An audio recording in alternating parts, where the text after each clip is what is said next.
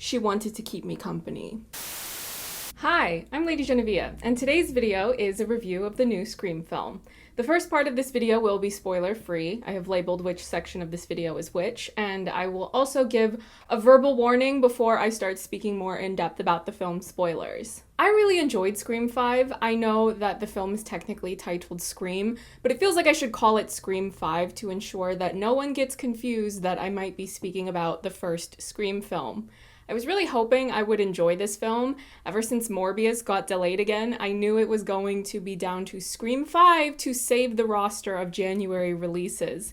The only other things that look watchable to me for this month are the December films that are taking forever to actually get wide enough distribution for me to be able to watch them. I find that the most important part of Scream films is the script because it's an extremely meta concept about the horror genre, and over time now it's also become meta about the Scream films themselves.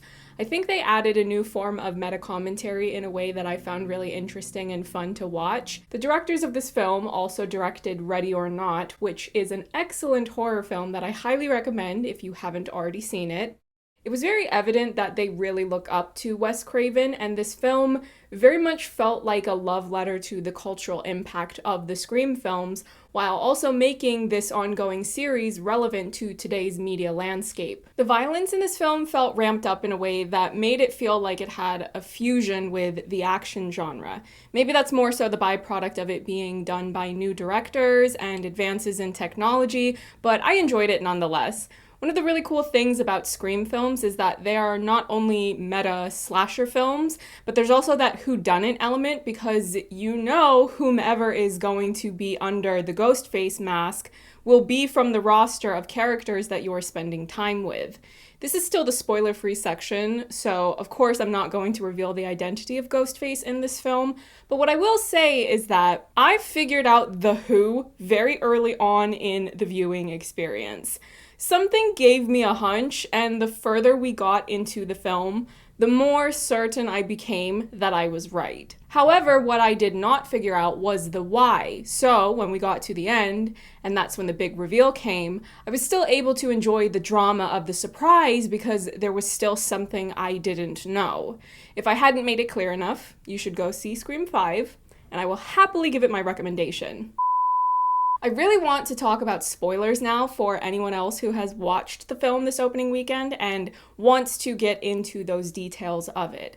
First things first, the opening sequence. This was what was heavily used in the film's promotion because it had become customary for each Scream film to have an opening kill. Therefore, it makes sense that you can use a fair bit of footage from your opening because it should not spoil much of what's going to be happening for the rest of the film. What I was not expecting, but pleasantly surprised by, was that our opening kill was not a kill at all. She was there for the rest of the film and ended up being one of the final girls. This is one of many examples of how this film achieved this balance of following the Scream mythos and tendencies, but still making it its own thing and making this film work as its own unique addition to the larger collection.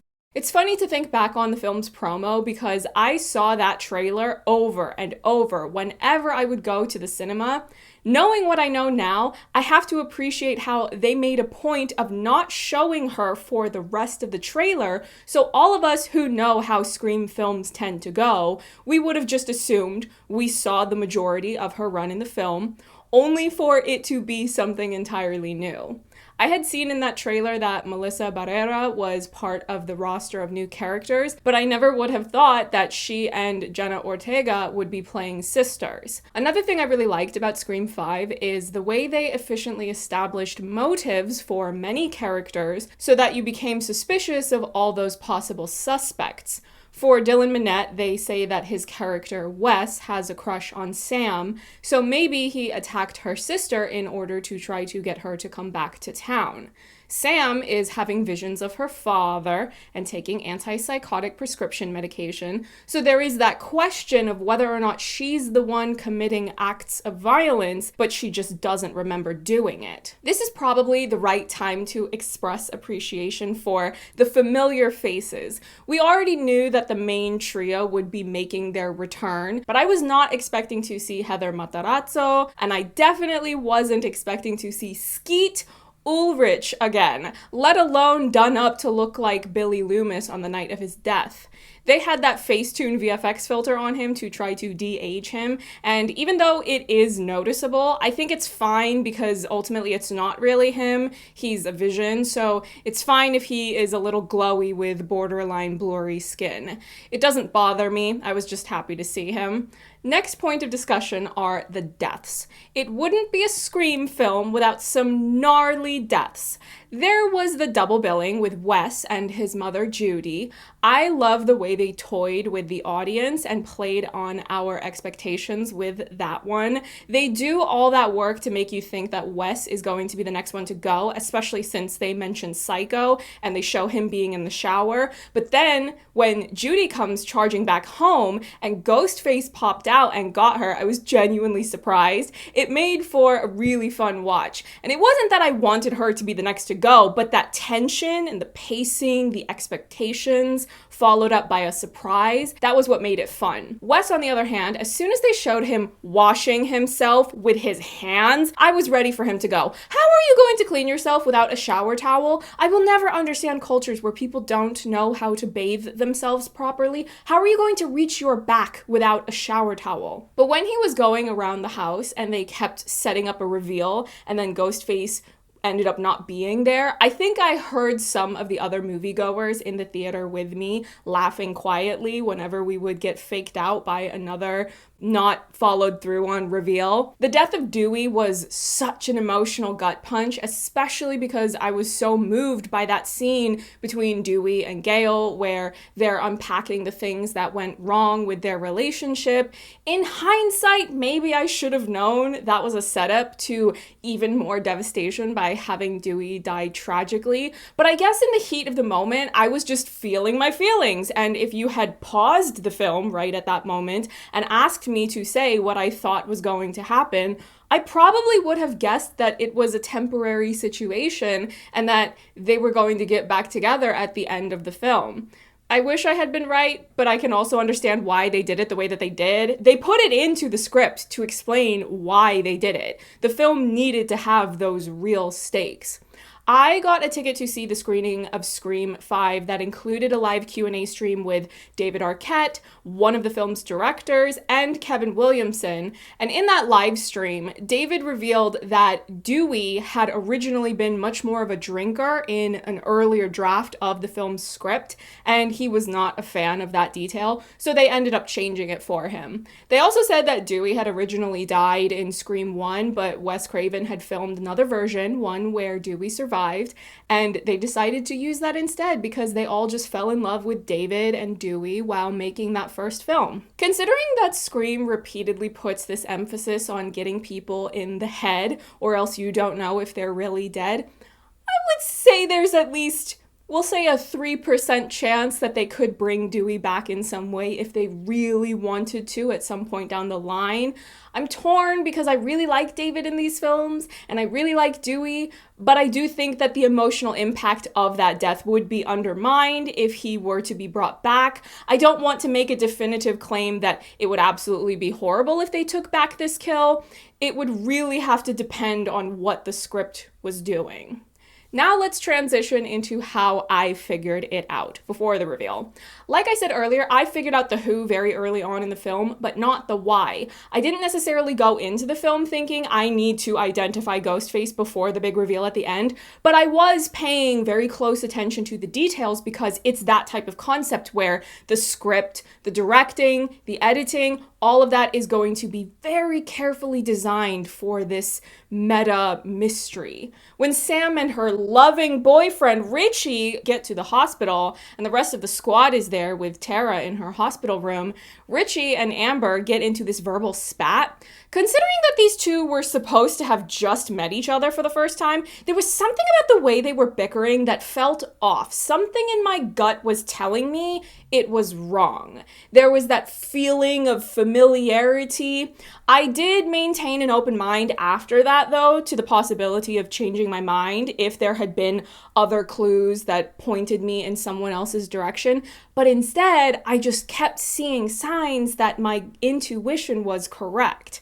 When Richie goes to the hospital later and he gets attacked by Ghostface, I thought, no, a small flesh wound on your arm? Really? You two are in it together. Also, when Ghostface, in this case it's Amber, was calling Sam on the phone to taunt her, the rhetoric was too in line with what Amber had been saying earlier to the high school group of characters. She was saying something to the effect of how Sam was not good enough for Tara and she needed to prove that to Tara.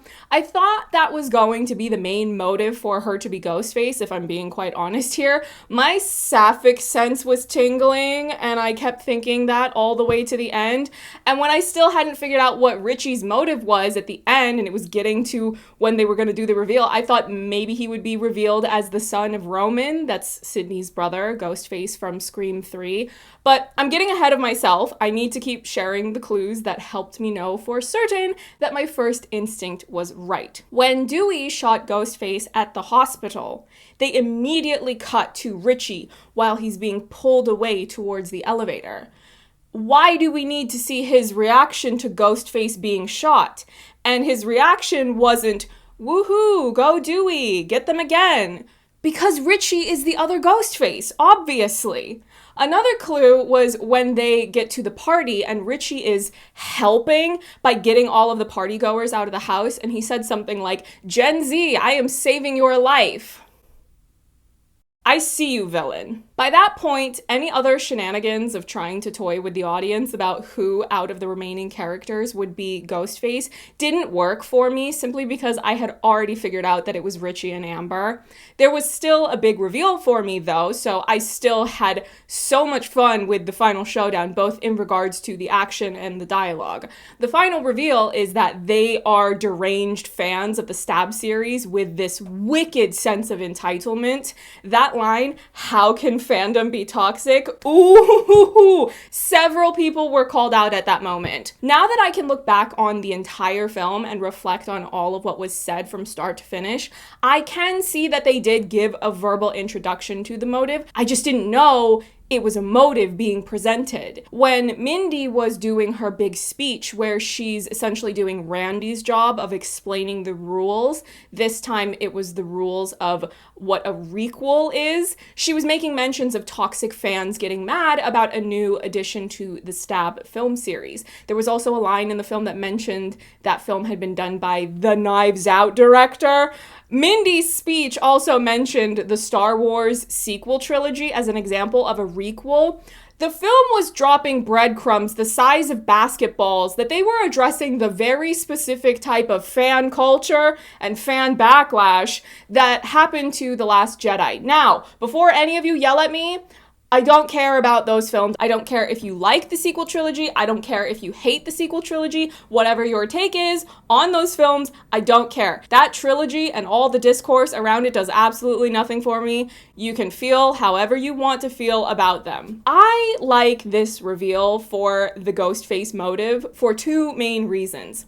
During the post-screening live stream, Kevin Williamson, the writer of the original Scream film, as well as the second and fourth films in the series, said that when the first Scream film came out, the horror genre was really struggling in the industry. Not as many horror films were getting made or having that level of success. But Kevin was a fan of horror films. That passion for the genre really came through in his screenplay. The first Scream film was a love letter to the horror genre, and it reignited the presence of horror in the larger media zeitgeist. Kevin said that the timing was perfect. We love Scream. That first film is so iconic, but we also have to acknowledge the importance of timing. The first Scream film resonated with the audience in a very particular way because of when it was released. It makes sense that to do a Scream requel, it has to speak to whatever is happening presently. It's of this time, and when these films already have meta commentary about horror and meta commentary about the ongoing Scream film series, I found this to be a perfectly logical next step to also integrate meta commentary about the toxicity of fan culture. Another reason, albeit a smaller one, of why I think this motive works really well is because when Scream was released, it blew up so much that everyone started jumping on doing their own versions. We saw this huge spike in teen slasher films, but another thing that was created was a parody called Scary Movie by the Wayans brothers. When they did their big reveal at the end, there's this very memorable line. Watching television shows doesn't create psycho killers. Canceling TV shows does. It is uncanny how even the main parody of Scream, which tapped into broader references, was able to touch on a certain energy of this toxic side of fan culture that now, 20 plus years later, ended up being the motive of the new Ghostface. I think the writers may have very easily settled on that motive from just observing that toxicity firsthand through things like social media, but it's still a fun thought to imagine them sitting down and watching Scary Movie and getting to that scene and going, oh, now wait a minute. Now we have the final battle. I loved the action. It really did feel more high octane, maybe because these directors just have that type of flair, but I also think that it's because you had 4 final girls instead of 1. You could do really unique things like having Sydney and Gale team up to fight Amber. That was so cool, and we've never seen anything like that from them, and they've had 4 movies before this one. That pass the torch bit was also everything. Pass the torch, and then up you go in flames. I'll be honest though, when they just moved to the next thing without showing Sydney or Gale doing a headshot, I started saying out loud while watching, headshot, because that's such a big rule in the Scream universe and well known to these legacy characters that if you wanted to be a brat, you could nitpick that it wasn't realistic for them to just forget to do that. Dewey literally died because he knew the importance of a headshot. But I get that you have to let it play out so the pacing works in the right way. I'm not going to act like that detail takes away from all these other things that I loved about the film. Which also brings us to Sam taking up her father's mantle. Listen, when she started reaching for that knife and then she saw her father and he gave her the nod, I went, ooh, here we go. But when she climbed up on top of this man and just started swinging, oh, it was everything. I know that typically you would expect in a story where a main character is trying to be good. The arc would be that you don't succumb to the sins of the father, but this is Scream 5. This is about legacy. I love that this is part of her story, and I love that it played out the way that it did, because you cannot just have her be a new main girl. Sydney is already the original. Sam has to have her own story and her own journey. If they keep making new films, it won't be long until she's got to handle some new foes, some new ghost face opponents, and this will not be the last time she has to take a life. And with the family legacy that she has, it adds a whole other dimension to that fight for survival and of getting pulled into the ghost face kerfuffle every however many years. Tell you what, I don't know if and when we will get sequels to this film, but depending on how many sequels we get, if anything ever happens to Tara, if Ghostface ever gets her, I bet Sam will just go spiraling. She'll probably go dark. I like Tara. I don't wish her ill as a character, but think of the drama. Oh, wait a minute. Like I said before, I really enjoyed how there were 4 final girls. It's this full-blown sisterhood. No woman is an island. The final girl concept and its pervasiveness in media can start to feel like a reflection of the individualistic cultural values of where it's being made. I love that these women were all looking out for each other and they all contributed in this big violent showdown, this final battle against Ghostface. For the future of the Scream film series, one of the things I would really love to see is the return of Matthew Lillard. I know he has said he wants to come back. He's been very insistent that Stu's death was not final enough to indicate that he actually definitely died. A TV fell on him. When you think about how Scream 3 revealed that there was a mastermind of things that we had seen in previous films, I think there is so much room to have Stu come back and have another run at the legacy characters in particular. Now that Billy came back, even if it was just as a vision in Sam's mind, that really would be the big get. During the live stream after my screening, the people on the panel were all full of praise for Matthew Lillard. David said that at horror conventions the Scream cast members have attended in the past, Matthew always has the longest line of fans, and he spends something like 10 minutes on meeting each person that comes to meet him. Kevin Williamson said that Matthew ad-libbed a lot in the first film, and as a result, made Kevin look even better as the writer of that film. The Scream 5 director on this panel said that the kitchen scene between Billy and Stu is probably his favorite scene in the entire Scream series. So let's get Matthew Lillard back in the mask. I would like to see it. Those are my thoughts on Scream 5. Let me know what you thought of it in the comments. Did you like the new Ghostface, and did you like their motive? What do you want to see next in the Scream series? There are not that many new cinematic releases coming out in the rest of January or even February that I think are likely to get a full review, but I did get press screeners for the upcoming Hulu series, Pam and Tommy. I have not watched them yet, but it looks like a hot mess just going off of the trailer. Even just on principle, I already have thoughts on the fact that they dared to turn that incident into a series, so I might do some reviews on that. At the very least, I will do a review when the embargo lifts, but I have not decided yet whether I will also do weekly reviews. It will probably depend on whether or not there is interest from viewers and also how I feel about the show once I actually watch those screeners. But I have lots of other video ideas that I want to do about films and television series this year, so subscribe to see what else is coming. Bye. Maybe that's more so the byproduct of it being... Oh, I don't know if I can record with you being like this. Do you not want to be held? You just want to distract me? Is that what's going on? No? All right. Shall I put you down?